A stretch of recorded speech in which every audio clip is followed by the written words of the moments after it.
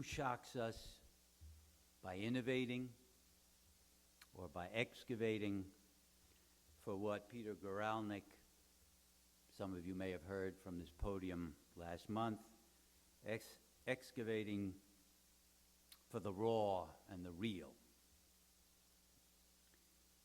But we also thought we ought to ask whether and how culture can make a meaningful difference, can shock us into new ways of seeing, of being in the world, a world of disorienting, rapid global changes, shock us into new ways of believing in ourselves and in others. Can culture do that? Can it do any of that?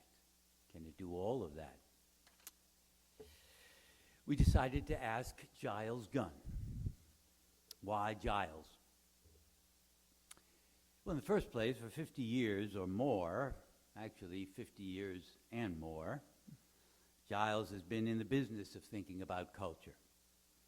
He's migrated from departments of religious studies to American studies, to English departments, and global studies programs. He chaired the English department, designed the global studies program, and chaired it. He quickly gathered as many majors as the University of Richmond has freshmen,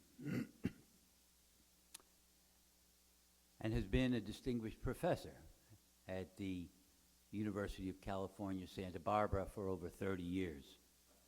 But before that, he taught in programs for stretches at the University of Chicago and the University of North Carolina at Chapel Hill. Shorter stretches at William & Mary down the road, at Eckerd College, at the University of Florida, and on the circuit as an itinerant at just about every spot on this continent: Korea, Cape Town, Salerno, Istanbul, Lisbon, and you don't want me to go on. We want to make some time for Giles. Why ask Giles Gunn? There is another excellent reason. His many, many books wear relevant, irreverent titles that arrest interest. The Culture of Criticism and the Criticism of Culture, Interpretation of Otherness, Thinking Across the American Grain, Beyond Solidarity, Redrawing Boundaries, The Misshaping of the New World Order, and just recently, Ideas to Die For. And the book will be available for you to browse. Tim will be just outside after our question and answer. It'll be on display for sale and signature if you wish. So we asked Giles Gunn, what differences could and should culture and cultural leaders make to bridge the so many gaps that the absolutisms of our fundamentalisms open in our globalized world? We asked Professor Gunn because although he looks younger than his resume and his years, he is wiser than his age. And you may just well think in 40 minutes or so, he is wiser than ours. Giles?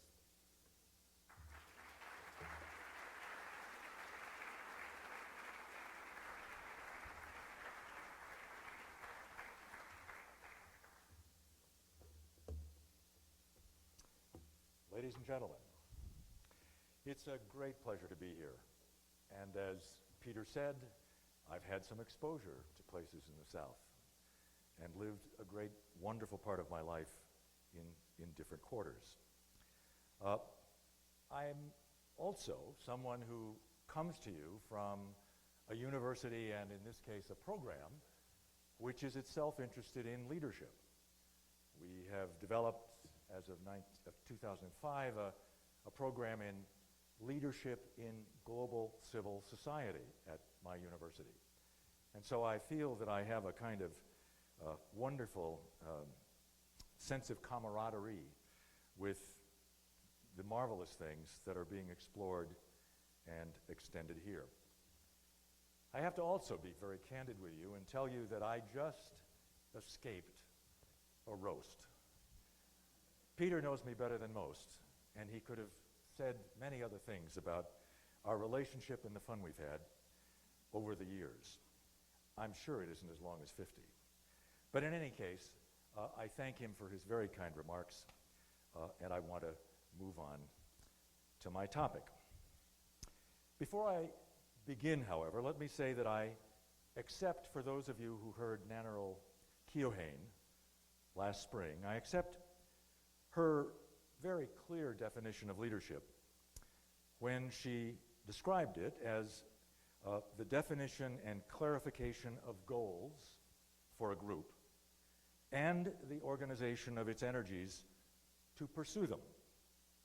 And then added the important caveat that it is something that is leadership, that can be informed not only out in front of groups, but also within them.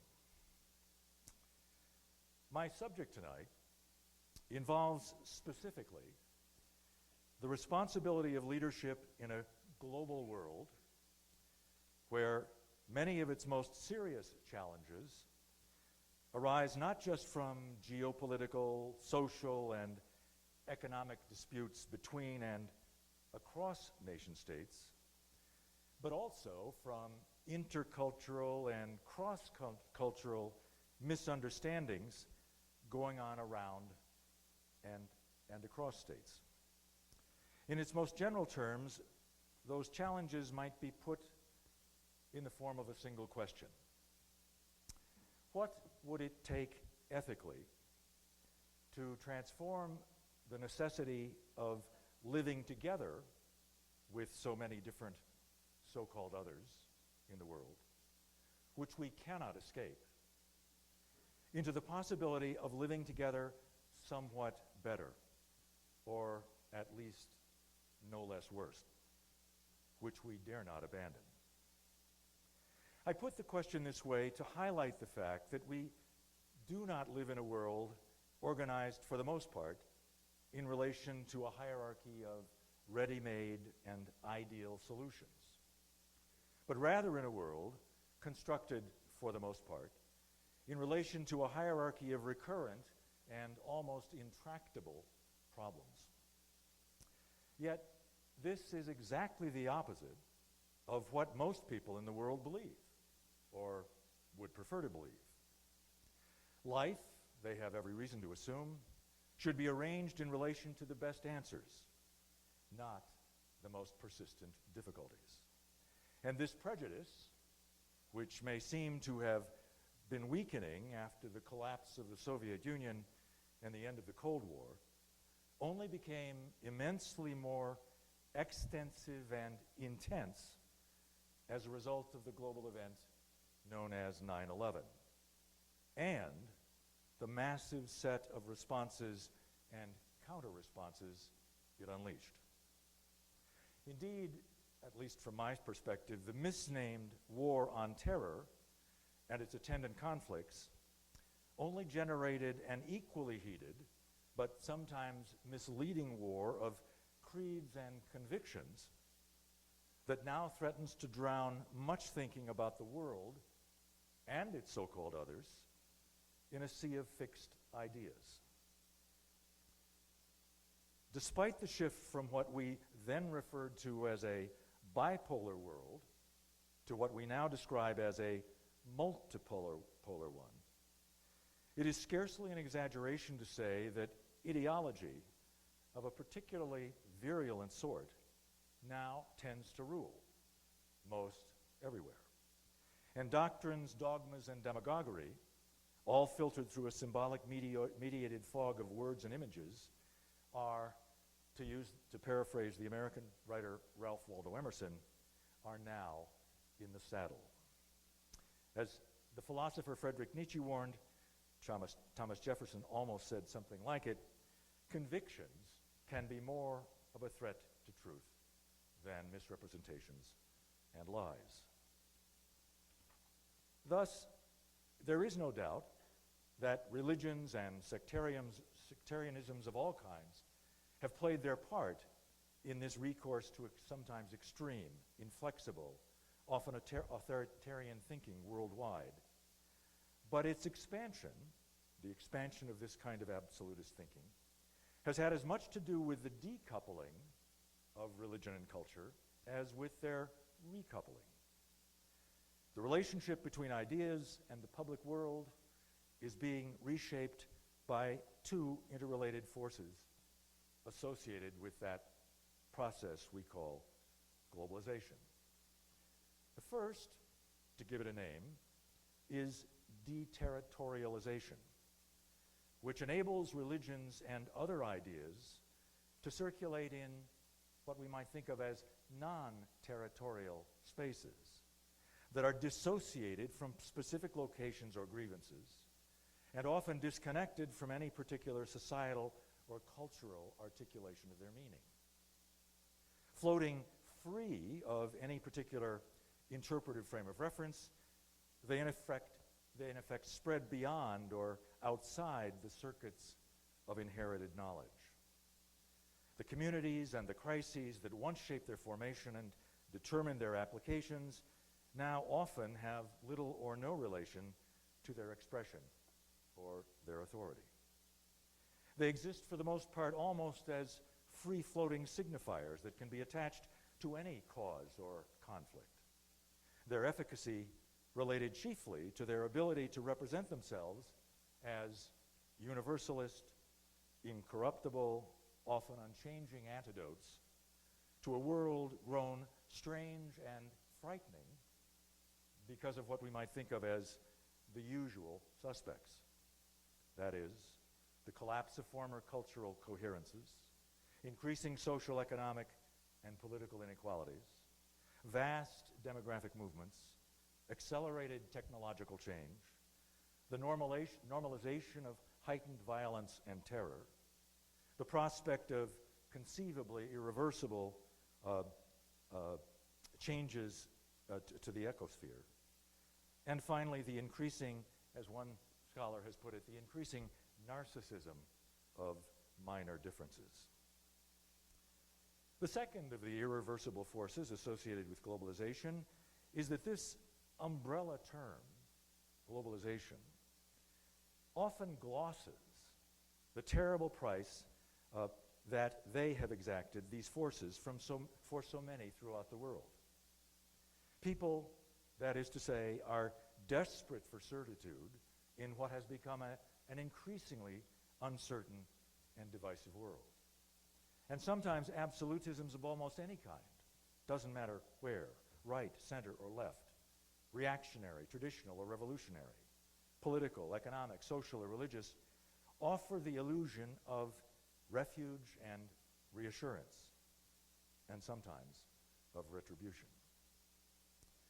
Whether such conditions inevitably precipitate the spread of new forms of exploitation or oppression or tyranny, they almost force us to ask what chances there are for the survival of a human beings as potentially capable, even across immense differences of immense gulfs of difference, misunderstanding, and injury, of engaging together not in predatory world rending and world disordering, but in collaborative world creating and world extending, in what the famous French philosopher Jacques Derrida once called mondialization.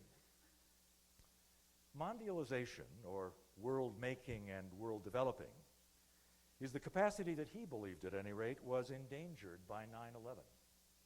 And he feared for its recovery in the face of technologies that not only place implements of devastation in the hands of state and non-state actors alike, all too eager to use them, but can set off chain reactions, much like the butterfly effect of reprisals and revenge, seemingly without end.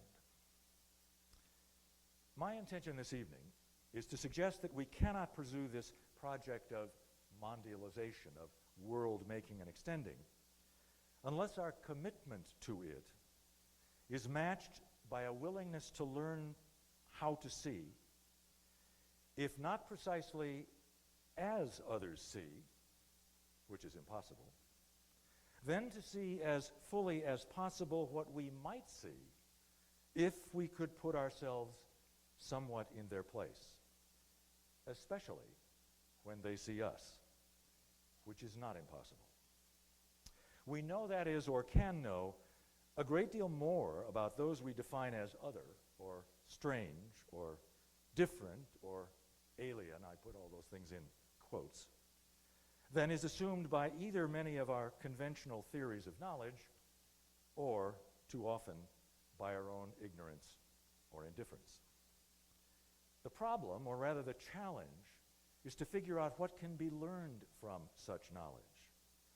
And this depends sometimes far less on accommodating the strangeness of the other to ourselves than of using that same strangeness as a means to confront and possibly revise our own.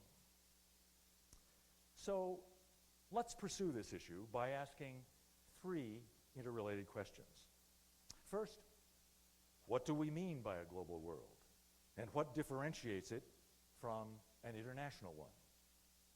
Second, what does culture have to do with it? And why is culture so potent and potentially so explosive? And third, what then makes understanding across and between cultures so difficult and yet so crucial to undertake? If we can answer these three questions, then I think we can go a long way toward addressing one of the most fundamental and recurrent challenges for leaders in the 21st century: how to learn from cultural diversity and conflicts in a world recurrently fractured, divided by difference. So let's start with the term global, which most of us believe we understand well enough. I'm referring, of course, to the increasingly interconnected world around us, a world that is not simply local or regional or national or even transnational or even civilizational, but interactive on numerous levels of experience. This is, of course, the world you have known, or at least the students among us have known, since you laid hands on a cell phone. A world many of whose parts, at least its virtual parts, you can access with what almost seems to be the speed of light, thanks to YouTube, Facebook, Twitter, Flickr, Instagram, LinkedIn, Cafe Mom, and all the other programs and apps that your parents and I can't use very well. But access, as you also know, is not the same thing as understanding. The technological wizardry that has brought the people of the world into closer proximity to one another, into what feels, at least in the palm of one's hand, like a global village, has also increased still more drastically the problems of how to make sense of that world, and what, more critically, to make of each other. It's one thing to discover that time and space can seemingly be compressed with a few simple keystrokes on your iPhone, that Siri can answer a number of one's ultimately least important questions. It's quite another to realize that you are now living in a world where your future may very well depend on, possibly even be determined by, people, problems, and perplexities of which you have little or no knowledge. A world over whose widening and deepening and speeding up is creating an environment many of whose parts are interconnected, but not always interdependent. We should not forget that there are still vigorous disputes with very large consequences about just when globalization began, or how it's best conceptualized, or what makes it work, or whether it has or has not been good for the world and its peoples. The one thing upon which many people do agree is that globalization refers as much to a set of interactive processes with systematic properties that affect everything from climate change and security regimes to social relations and individual consciousness, as it does to the interplay of discrete but interrelated nation states. To some, especially in this audience, this may sound like a contradiction of sorts. What could be more interconnected than the international world of nation states, whose founding, at least in the West, goes back to the Peace of Westphalia in 1688. This is a world whose formation over the next 150 years depended upon the structure of an emerging system of, as we call them, bounded territorialities, which claimed sovereignty within their own realm.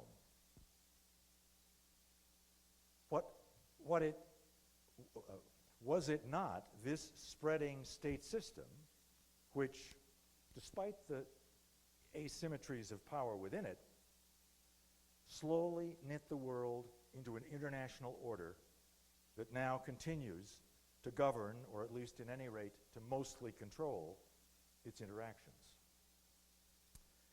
This might be true if the articulations of the state system had not themselves been dependent on various other developments that were by no means exclusively political, even when they served state purposes. I'm referring to things like the revolution in economics, industrialization, armaments, transportation, and communications, as well as the growth of a global civil society.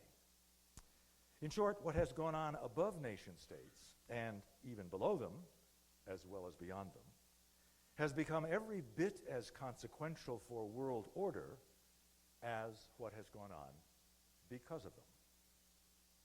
But this then raises my second question about what culture has to do with such developments, and why it is so unpredictable. Excuse me, let me just have a drink.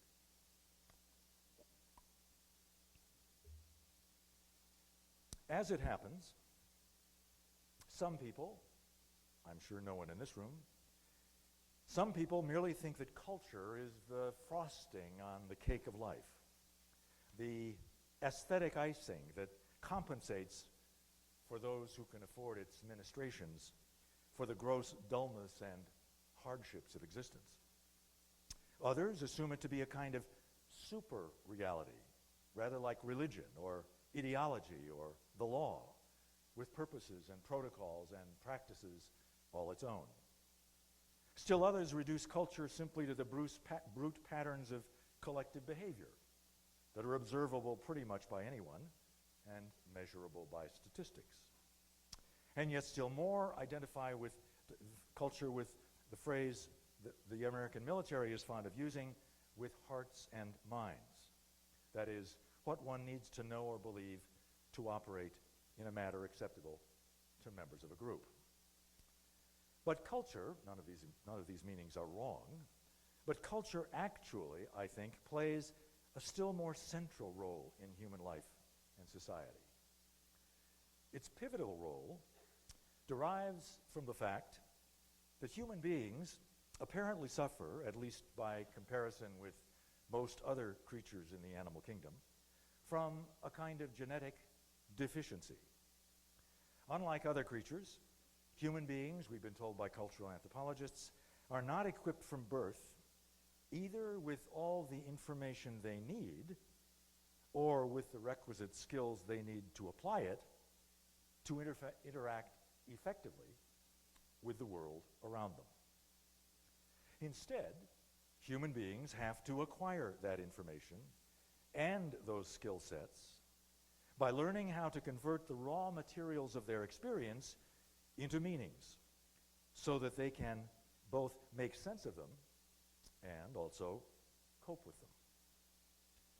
Culture is simply the name I want to give, I think most of us give, to those meanings themselves, as they are shaped by, for us, mainly by all those who pass them on to us, parents, peers, educators, friends, into systems of interpretation. Systems of interpretation which we can then employ as, in effect, user guides to manage our relations with the world around us and sometimes to shape that world a bit more to our liking and advantage.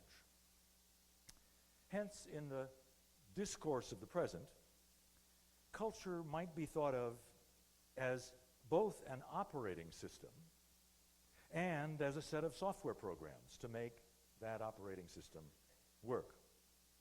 To be sure, neither the operating system, composed of meanings inherited from the past, nor the software programs, composed of interpretive technologies for employing them, those meanings, can become built in, or as we now say, come bundled. We have to learn them from the store of systems and technologies our societies make available to us. And those stores and instruments are always changing and being revised, or as our computer, notepad, or cell phone periodically tells us, in need of updating. Moreover, it's also true that some of us are just better at using these tools than others, who, like me, are more technologically illiterate. And it's also true that some of us are better than the rest of us in employing those meanings and the ways of using them in particular domains, such as business, or sports, or politics, or human relations, or mathematics, or fashion. But for better or worse, none of us can escape our dependence on these systems of felt meaning to read our way through life, precisely because what life mostly confronts us with and requires us to negotiate are the cultural signs, systems, gestures, scripts, rituals, performances through which others like ourselves express and enact themselves. So then, what more specifically does culture actually do? Among the many different functions that culture performs, let me try to identify two, which have a direct bearing on my subject about how to bridge cultural differences in a globalized world. The first function culture performs is to provide us with what I would call a sense of power, both personal and collective. And culture does so not because, as I have said, I'm sorry, I jumped ahead of myself.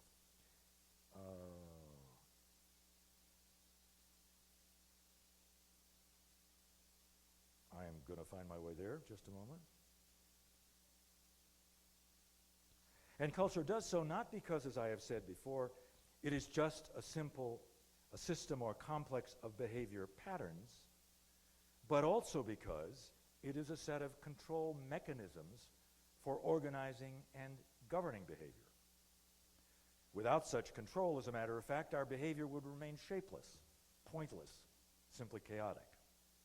With its assistance, however, our behavior can become not only purposeful, but also, in its way, as our behavior to a real degree is, political.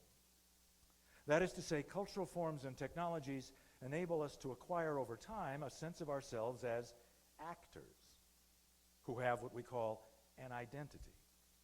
And the more we function effectually with the support of this identity, the more we are likely to become prepared to assert and defend it against all threats, whether external or internal.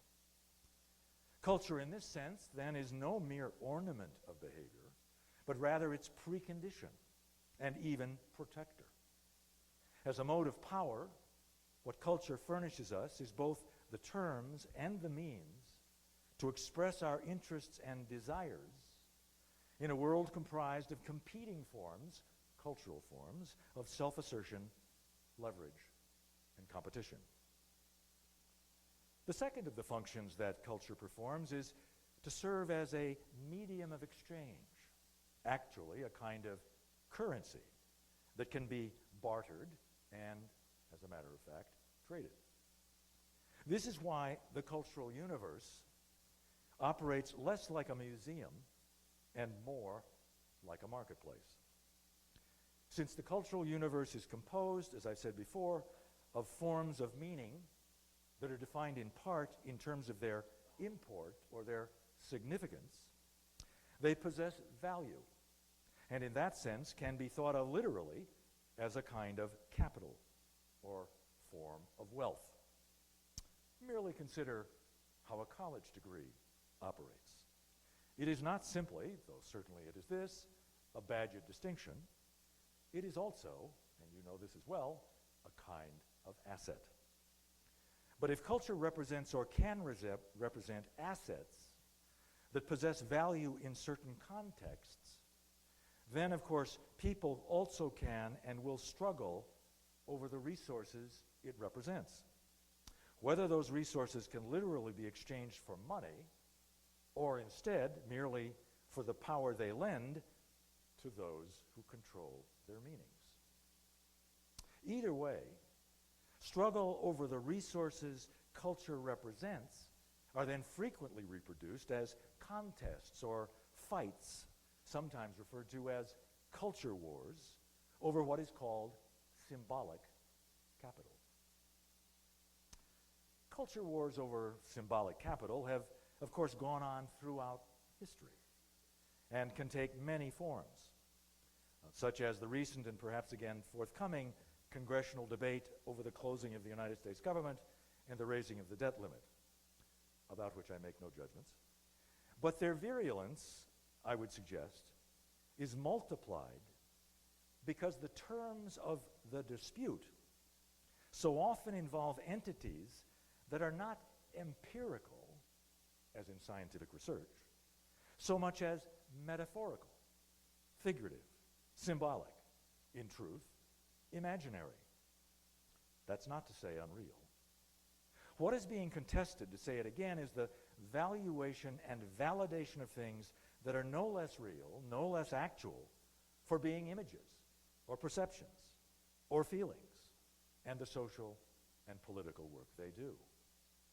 But this further reinforces the idea, then, that the realm of the so-called imaginary, both as a content of culture and as an engine driving it, is not a category mistake, calling these things part of an imaginary, but an actual key to the formation both of human identity and to the shaping of human history. To some, this claim also may sound a bit far-fetched. How can culture, now as I'm viewing it as a kind of imaginary universe, or rather universe of imaginaries, both in which we're suspended and by means of which we negotiate our relations with the world around us, how can culture so viewed be as determinative in the construction and reconstruction of the global world itself as it is? How can, in other words, forms of life or meaning, so often associated with poems or narratives or dreams or ceremonies or myths or celebrations, indeed with entertainment or fantasy or escape, how can they have so profoundly helped determine over time the kinds of lives people have sought to live, not just with and for themselves, but with, or sometimes at the expense, of others? The answer, I'd submit, is to be found in social, political, and economic formations all around us. For example, we now speak of nations which are based on collective senses of identity as imagined communities.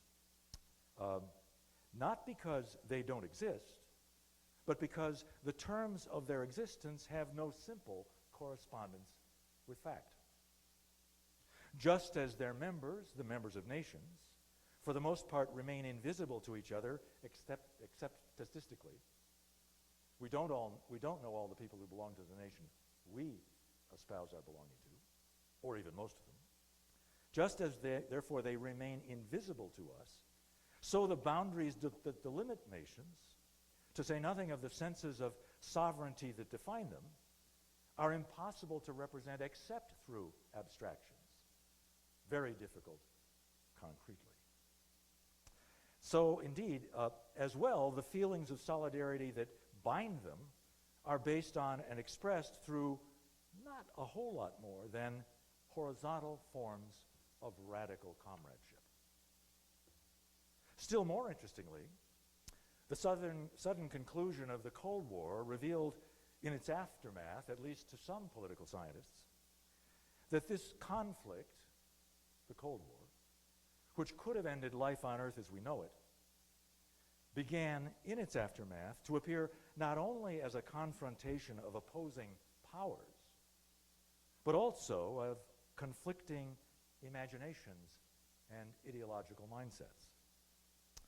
The political scientist James Rossinow spoke for many by arguing that, quote, if weapons buildups and arms races were perpetuated more by unwarranted perceptions and distorted intelligence reports than by actual plans for military offenses, one was compelled to realize, he goes on, how fully the course of events are or can be fictions of intersubjective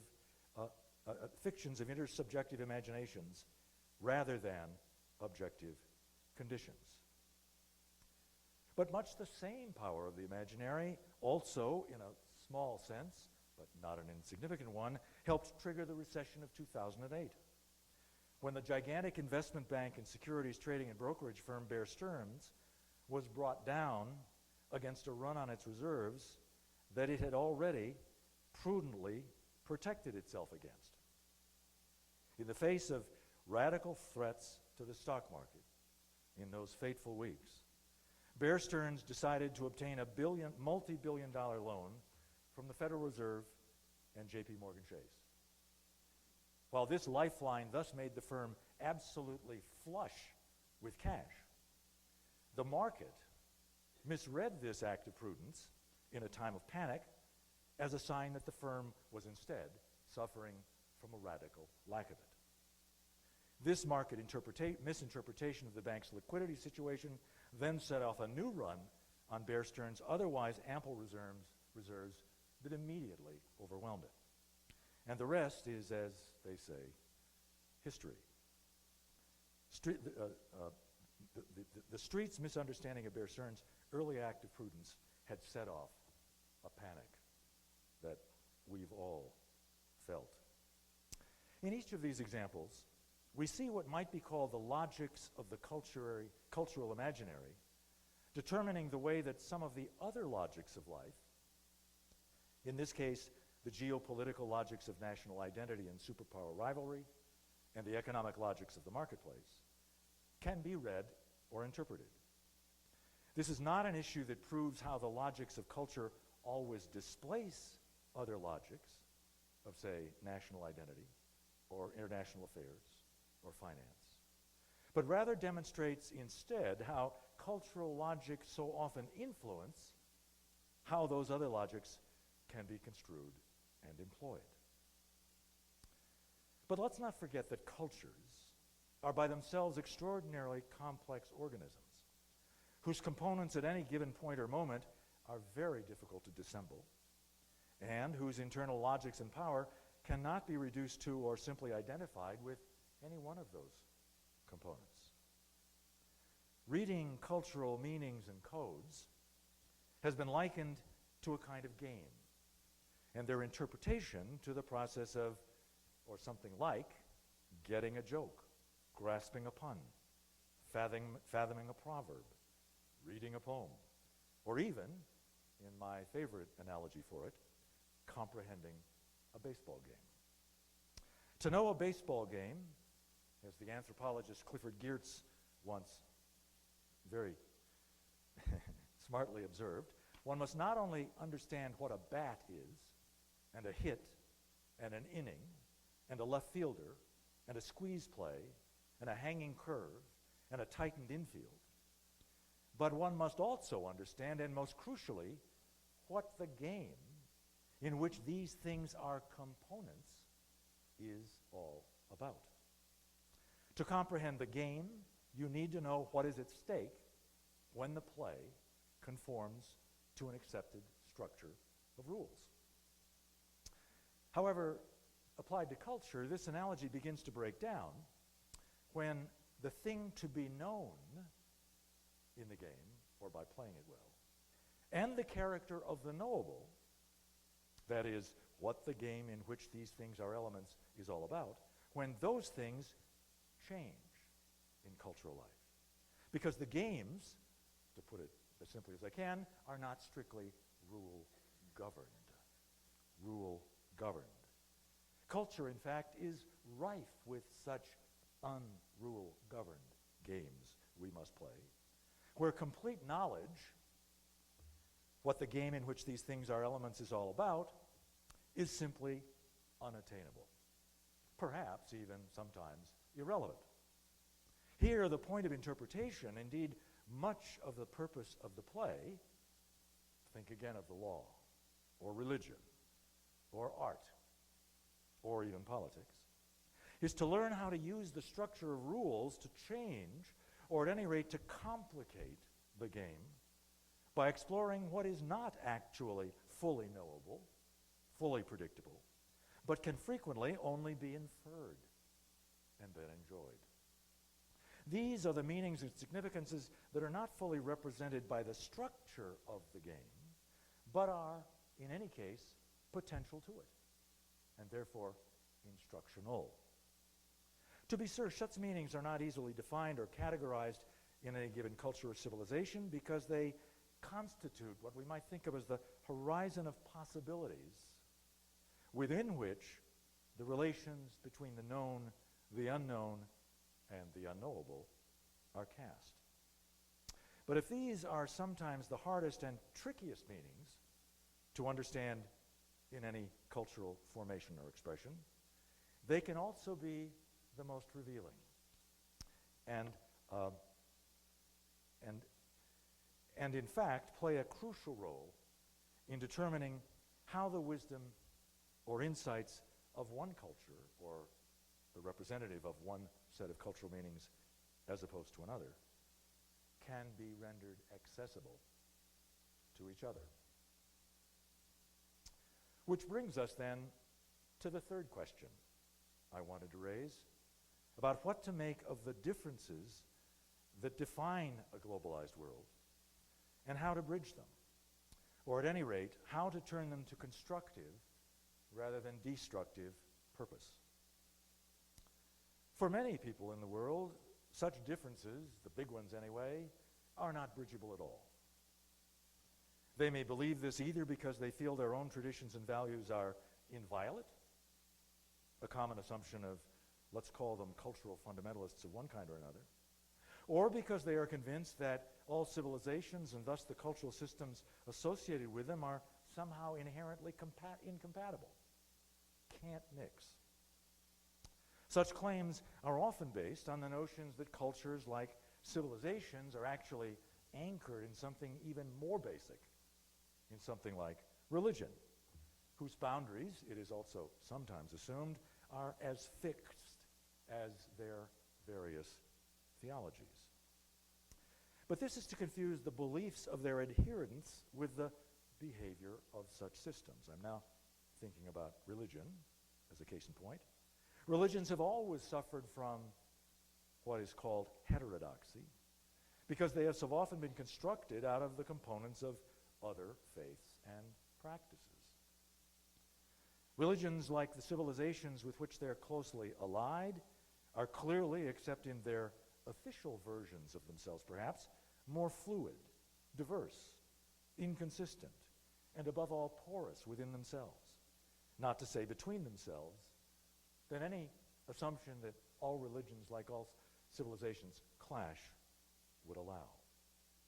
Yet these same totalizing prejudices about religions and civilizations, and even cultures, can also resurface in a more benign but still simplistic and offensive form in much of the current talk about Asian values, or Muslim practices, or Latino beliefs, or African customs, or American dogmas. What gives the lie to these assumptions is that a great majority of the world's people belong to more than one civilization, sometimes even sharing religious beliefs between 2 or 3 different communions of faith, and often, as a matter of fact, by choice. Moreover, that most civilizations, like most cultures, are deeply influenced by, and thus the creatures of, contributions from other civilizations and cultures. That moreover, all civilizations and cultures are in processes of rapid change and even more rapid redescription. And that the structures of relation and tension among and between cultures and civilizations are often arranged at all sorts of oblique angles and crosshatched with different lines of hierarchy and pressure and variance. Indeed, it's precisely because of this historicity and mobility and adaptability that even in times of crisis, when their back is up against the wall, so to speak, civilizations like cultures can be repositories of ideas and values that are capable, at least potentially, of being widely shared beyond them, even when they're variously expressed beyond them. So the question then becomes, how does that occur? How does cross-cultural understanding happen? What must occur to make it so? The first step, I would say, in the process of understanding other cultures, indeed in part of understanding other persons, involves an act of what we might call deciphering, of reading, of interpretation itself, which does not depend, either in interpersonal relations or in intercultural ones, does not depend, as too many people mistakenly believe, on the identification or fusion of one mind or culture with another. Anybody who's married knows that for certain. The challenge is rather, and this is not as hard as it looks, to try to figure out what those so-called other minds, cultures, or civilizations, even persons, is actually up to, what they're about, what they're trying to get at.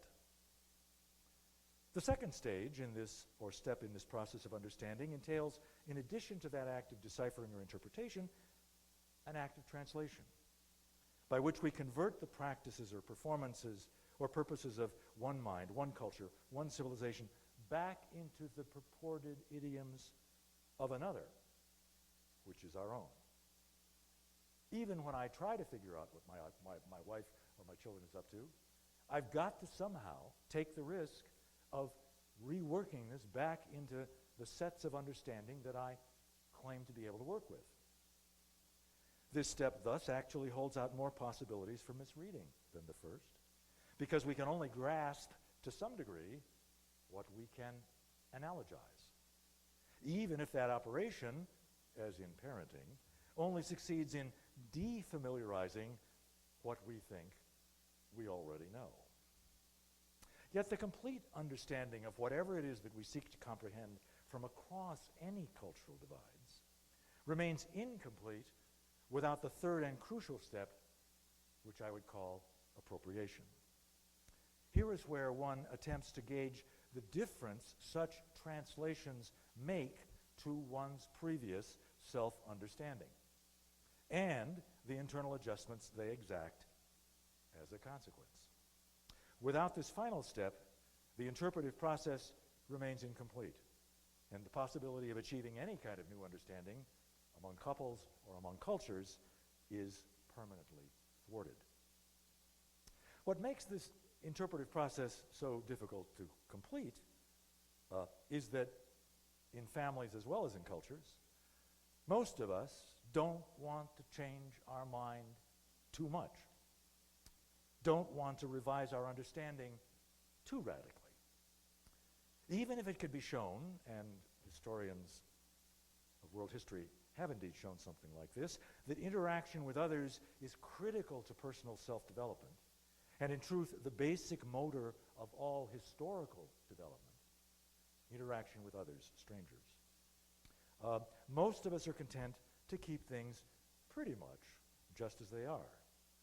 We may crave a little variety to escape the horrors of boredom, but most of us have good reason to fear the really different. After all, the different, the really different, presents a challenge to our sense of ourselves.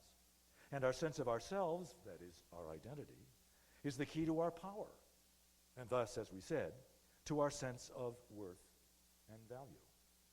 To lose or even to risk that sense of identity threatens the self, any self, ourself, with an experience of impoverishment, of loss, of diminishment, which can, God forbid it should do this in marriages, but it can, among cultures and across civilizations, in turn, make the self angry, even vengeful. Hence, the potentially symbiotic relationship between the threat of new understanding and, believe it or not, the threat of aggression.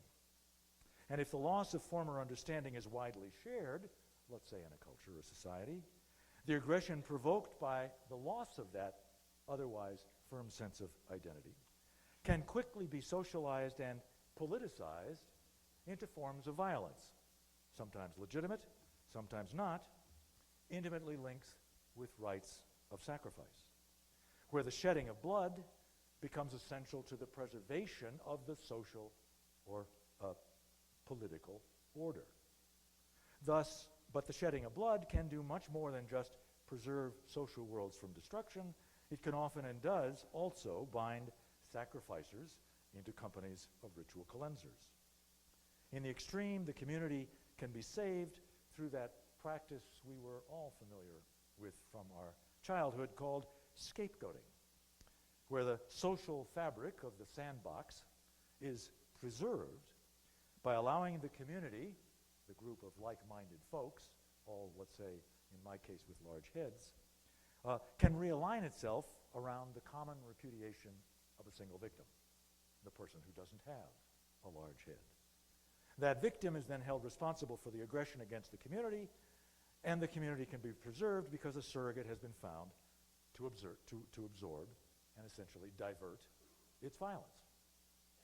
From this perspective, I'm speeding things up a little bit, scapegoating and the sacrifice it ritualistically promotes is or can be perceived of, if not as a remedy for violence, then a means of containing it. But in my view, that may underestimate the therapeutics of scapegoating, which are not simply, as we might put it, vivisectionist, cutting off the diseased member or limb, but also purgative, sanitizing the remaining body. As a ritual technology, this allows one to project onto others, conceivably, what one actually fears or despises in oneself. The social and cultural and political therapy of scapegoating, then, not just protecting the community, any community, from the threat of pollution, but also cleansing it, purifying it, and thereby making ritual sacrifice of some sort the key to social survival and even redemption. Part of the challenge for cross-cultural understanding, then, is how to reverse such cycles of violence. Whenever people couple the dogmatization, the absolutization of their own identity with the disparagement of the identity of others. How does one forestall or prevent the self from turning the so-called other, any other, into a kind of radical opposite in order to inoculate itself against change? The answer, I think, is to be found in remembering that notions of self and other, one culture and its neighbor, are not given with nature, but constructed by culture. Far from being ontological entities that are structured in the very terms of being itself, they are symbolic categories that tell us often as much about the people who create and employ these oppositions, these categories, as about the people they can differentiate and sometimes stigmatize.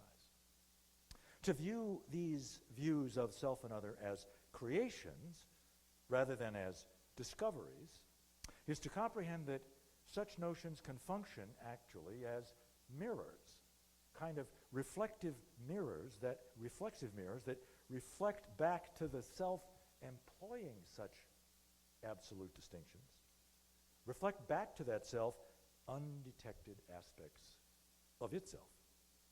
Put another way, such constructions can reveal to us that the basis of our deepest connection with others may not be just or mainly our similarity to them, so much as sometimes our foreignness to ourselves. Such recognitions ultimately bring us back, and here I'm drawing to a close, to the intersubjective nature of the formation of selves like cultures, even civilizations, all of which develop only in part because of their ability to see themselves from the perspective of others. But seeing from the perspective of others is not the same thing as seeing as or what they see. Instead, it's a matter of trying to see what can be seen if we could put ourselves, it's a hypothesis, so to speak, in their place, rather than simply in what we think is our own. But remember, putting oneself in someone else's place, insofar as, at least thoughtfully, we can reconstruct that place through observation and study and imagination and empathy, is not the same thing as putting ourselves in their skin, or seeing, as I said, with their eyes, much less of adopting their beliefs, or for that matter, necessarily sharing their feelings. It's rather a way of determining, but this, I think, is everything, or almost everything. It's rather a way of determining how the coordinates of our own self-understanding, the coordinates of our own self-understanding might change if we were to place elements of the experience of others on its map.